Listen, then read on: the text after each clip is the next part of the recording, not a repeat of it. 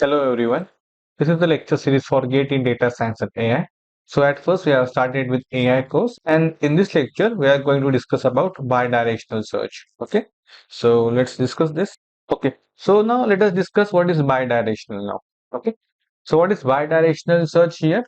So it is also an uninformed search strategy. So basically, bidirectional search is an advanced graph search algorithm that operates simultaneously, exploring the search space from both the start and the goal state, right? So as of now, what we are doing, this is my graph, suppose like this, right?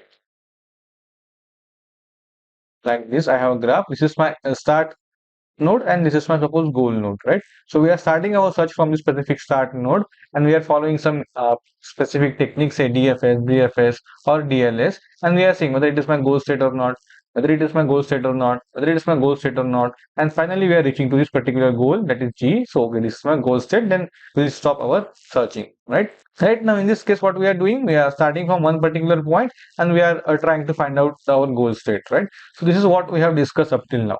But in the case of bidirectional search, what is it? The search algorithm that operates by simultaneously exploring the search spaces from both the start and goal state, right? So searching will start from this particular node also and from this particular node also. Now, how does it work? So, like if we start from suppose if we start from starting point and then our goal state, so we are hoping that we will meet at some middle point where the two such frontiers intersect, right? We are hoping that okay, there will be some common nodes. Suppose for example, H will we both will reach this particular node, and then we can say okay, this is the path what I have followed, and this is the path what you have followed. Then let's combine this part in order to reach from S to G. So that's what we are doing, right? In the bidirectional search. So this approach is particularly useful when you have information about both start and goal state and you want to reduce the search space, right? Because we have already discussed in the case of DFS, BFS will take more search space, it will take more memory, right? Now, suppose if you want to reduce the search space, then this technique we can follow. So this is basically a bidirectional search method. In this, we can follow any technique. Say, for example, I can do BFS also starting from S and G. I can go for DFS also starting from S and G, like both the like from both the nodes I can follow BFS or DFS or DLS or iterative deepening depth first search, like whatever we have discussed till now, right? But the main thing is that I will start from this particular point. You will start it will start from this particular state. We'll find out a particular we'll meet at some particular point or node or state, and then we can say okay, this is the path we have followed. So so we'll combine this path. So that's the basic idea in this particular algorithm. Okay. Okay, so here you can see this is my starting point, this is my goal state. So we want to find a path, so it will try to explore in all direction like this, like this, like this, like this, and goal state will also try to search in all direction like this, like this, like this, and there will be some point where the goal and starting where the start and goal search space will meet or one particular state will meet, right? That particular set will be in the frontier of both start and goal node. So then we can say, okay, this is my particular point. So suppose this is the path what I have followed, and this is the path what we have followed, right? So this will be a path from S to G, right? So that's what we are saying. So I hope you got the overall idea of bidirectional search. So basically, we start searching from both the start and goal state, and we'll meet at some common point. And from that, we can say, okay, this is the path what I have followed till this point, and this is the path what you have followed this till point. And if we combine this path, we'll get a particular path from start to goal. So this is what bidirectional search is. Okay. We'll take one example that will be clear. Suppose this is my starting point as this is A, this is B, this is C, this is D. Suppose this is E, right? And here also by like this is F, this is H, this is I, this is J, and suppose for example this is K, right? Now this is G. Okay. Suppose this is my start state. This is my goal state, right? Now, what we'll do in the case of bidirectional search, we'll start from this particular point also, we'll start from this particular point also. In the case of DFS, CFS, what we'll do, we'll start from a search point and we'll follow one particular path and we'll see, okay, whether I have found a goal state or not, right? But in this case, we'll start searching from both the case. And now in this method, we can follow any search technique like DFS or BFS, okay? So let us consider BFS first. If I start following BFS for both the goals, for both the start and goal state, then what will happen? So this is my frontier and this is my explore state, right?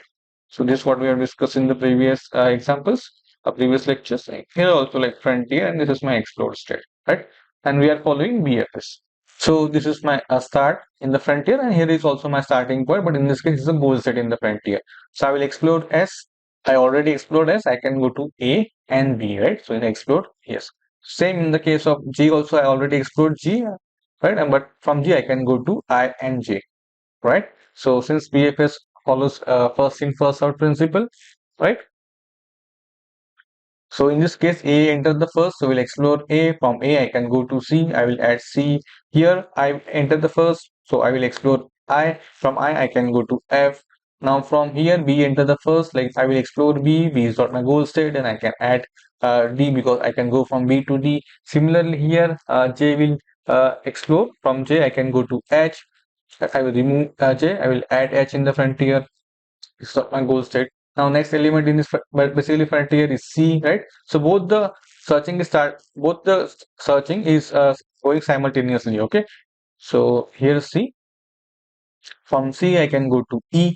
Now in this case, C from C I am going to E, right? So I explored C and I am going to E. Now in this case, what happens? From F I am going to E. So I have explored E, but I am adding E in the frontier, right? So here you can see in the frontier we have reached one particular common node, right? So what is my path here for this particular start point? S to A to B, B to C, C to D, and D to E. Because D is the first, so I will enter D, and you can see from D I can go to E, right? So it is already present in my frontier, and similarly it is H here, so it's already present in my frontier. So here also it will start from G to I to J, J to F, F to H, right? And H to E. So in this case, you can see we have all the node, right? E. So what I can say, I can combine these two graphs. So S to A to B, B to C, C to D, D to E. Then reverse is this E to H, H to F, F to J, J to I, and I to G. So this is the path what we are following when we are following BFS, because we'll go like this, like this, like this, like this, like this, like this, like this, like this, like this, and finally we'll reach this particular goal. So same thing is there, right? Same thing is same path we got. But in the case of DFS, what happens? In the case of DFS, what happens? This is my starting point, so it will go from S, A, C, E, and here also you can see either it will go from I or J, right? So it will start from S, A, C, E, because we have reached the one particular point, because at the same time from the goal it will reach to G, H, G, J, H, and E, right? So in the case like in both the frontier, E is present. So what we can do, we can simply merge these two paths and we have to make this direction reverse. So S to A to C, C to E, E to H, H to J, and J to G. So this is the path in the case of DFS, if we follow DFS in this case, right? So I hope you understand this particular example. But the basic idea is we are starting from both start and goal state, and we are trying to reach some middle point, right? Right. So let me take one more example. But before that, in the case of DFS and BFS, you can see BFS, we have already explored all the nodes. In the DFS, we find particular path, we reach till middle point, and then we decided, okay, this is the my path, and this is what we have path followed. And finally, we have come to the conclusion that, okay, this is the path what we have followed, what we have to follow, right? Now, this is a simple example because here you can see, like this graph is similar on both sides of this particular node E. But what if there are more complex graphs? Okay, so let us discuss that example also. Okay, so now for example, let us take this is my starting node and I have a branching factor of say 8. Okay, this is my branching factor 1, 2, 3, 4, 5, 6, and suppose this is 8. And here also there will be 8 branches. For this one also there will be 8 branches. Right? For this one also there will be 8 branches. What if like this? Like for each node there will be 8 branches, right? So this is what we are considering. My branching factor is 8, like this. Okay. What if this is my starting point and this is my branching factor 8, right? So for this also like this. But this is my starting point, right? This is my starting point and this is my goal state. Okay. Say for example, I'm not specifying directly, but each node is having the branching factor 8. So there will be 8 branches for each of the node, right? And I have taken one node from each of the branch. Okay, from each of the level. Okay, that is my a path. Okay, that is my goal state here. So this is my goal state here, right? Now, in this case, if you follow DFS, okay, even if you start searching from this particular point or this particular node, he will not get the solution because it may happen he will get stuck in this particular path and this particular path will get stuck in this particular path, right? So so in the case of DFS, we will not get the solution. So it is incomplete in the case of DFS. We cannot guarantee that we'll reach a particular middle node or middle state or, no, or not.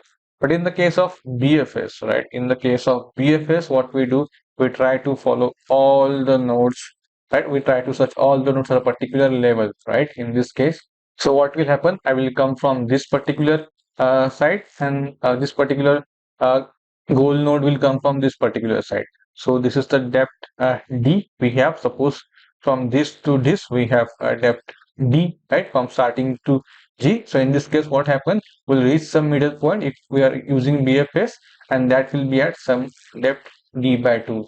Okay. So we are considering that we are meeting at a particular depth of D by 2, right? Because if you see a BFS algorithm, it will start searching a level by level, and here also if we start searching level by level, so eventually you will meet at some particular point which will be at some equal to D by 2, right? This is not exactly D by 2, but near to it, right?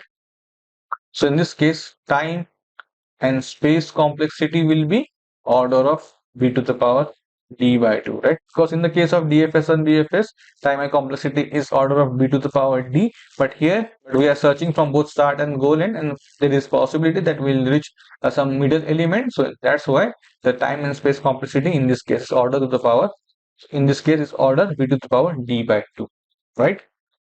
So that's the case. I hope you understand this particular thing. Like nothing in it. Just remember one point that we'll start searching from both start and goal end, and we are hoping that we'll meet at some particular middle point, right? And the time and space complexity is order of b to the power d by 2. So that's it. These are the few important things. Points. So there are a few important points that we can discuss now. Okay. So okay. Now the bidirectional search runs two simultaneous searches from the initial state and the goal state, aiming to meet in the middle, which can significantly reduce the search space states. This is what we have discussed. The goal test in bidirectional search checks whether the frontier of two searches intersects. This is what we have. So this is what we have discussed in the first example. If there is some common state present in the both frontier, then we can say okay whether we can follow this particular path. And if they do, a potential solution is found, right? A first solution encountered in bidirectional search may not always be optimal solution. So this is one more important point. Solution may get the solution you will find may not be an optimal, right? So it requiring additional search to confirm. Yes. In the worst case, bidirectional search generates a total of p to the power t by 2 nodes when both direction use BFS. This is what we have discussed just now, and reducing the time complexity compared to unidirectional breadth first search. The space complexity of bidirectional search is order of b to the power d by 2. We need to keep at least one of the frontier in the memory for intersection checking, which is notable limitation, because what we are saying, okay, if in the case of, like from like we have started from both the state, and in the both the state frontier there is some common element, then we can say that particular element will be my middle element, right? So yeah, that's the thing. Now, what is performance of bidirectional search? It will reduce the time complexity. This is what we have discussed. It is actually a b to the power d by 2. This is also order of b to the power d by 2. Okay. Now, space efficiency. Yes. And the optimality trade-off. So, while directional search can find a potential solution faster, yes, because it will reduce the time. The first solution encountered may not be an optimal. Additional exploration is often required. This is what we have discussed just in the previous slide. Effective for unknown depth. Yes, bidirectional search is well suited for situation where depth of a solution is unknown. It combines the benefit of PFS and with the reduced memory limit. Yes, limited memory despite its efficiency, bidirectional search still requires maintaining at least one frontier in the memory of for intersection checking. In case with severe memory constraint, it can be a limitation. Yes, we may not get the solution also in some cases, right? Right, in the case of BFS, it may be complete, but you will not get the optimal solution. And in the case of DFS, if you use follow DFS, then it is incomplete. We may not get a solution also, right? So that's it from this particular bidirectional search algorithm. We have discussed all the 6 search algorithms in uninformed search strategies, right? So this one is simpler. Just remember one thing, like we are starting. So we are starting the searching from both and goal set, and we are hoping that we'll meet at some particular point. That's it. And the order is b to the power d by 2. That's it. Nothing in that. Now let us compare what we have discussed till now, like from all the lectures, like comparing uninformed search strategies. So this is the criteria what we have discussed: complete, time, space, optimal, right? So how to define this complete, how to define this time, space, and optimal. We have already discussed this in the previous lecture, so you can just go through it. And in the case of BFS, like it is complete, yes, but what is the condition? Like it completes if B is finite, right? And in the case of uniform cost, yes, it is complete, but what is the condition? B is finite, and it completes if steps cost is greater than or equal to the lowest step cost, right? And depth first search, yeah, it is not complete. Depth limit is also not complete. Iterative deepening is complete, but what is the condition? The search state should be finite, right? Same goes for bidirectional. It is complete, but the search space should be finite. And here you can see, and if both direction uses BFS, so that's what we have discussed. B stand for if both direction uses BFS, then only we can say it will give us this complete solution. Yeah. So yes, you can just go through this particular slide. Nothing needs to explain. So just remember, this is very important slides. You can expect one question from here, right? So I already said, okay, you can expect 3 to 4 questions from this uninformed search strategies. First question is based on DFS, BFS, right? DFS versus BFS. This question can be framed very nicely. Second is from a uniform cost search. Okay, so that is one important thing, right? So DFS, BFS, one question will definitely come, and one more question can come from uniform cost search. That's what we have discussed in the previous lectures, right? UCS and maybe from DLS also, because very good questions can be from the DLS. There are two important points in this case, so that's what we have discussed in the DLS lectures. One more question can be framed is based on this particular comparison, okay, of all the uninformed search strategies. So this is very important slides. You can just go through it and remember it. Okay, so that's what we have said. So one more question from this particular comparison of all the uninformed search strategies. So DFS, BFS, or DFS versus BFS, MCQ, MSQ can be framed. UCS depth limited search, MCQ, MSQ, NAT also can be framed. And for comparison also, like you can ask, you can expect some MCQ, MSQ, right? So kindly go through all the lectures. So here we complete uninformed search strategies. In the next lectures, we are going to start with informed search strategies. Okay. So we have also launched a test series for AI. So there we are providing the study materials and the test series also. So we'll come up with 20 questions. 20 questions will be there in the test series based on uninformed search strategies. Okay. So you can try it out. Thank you.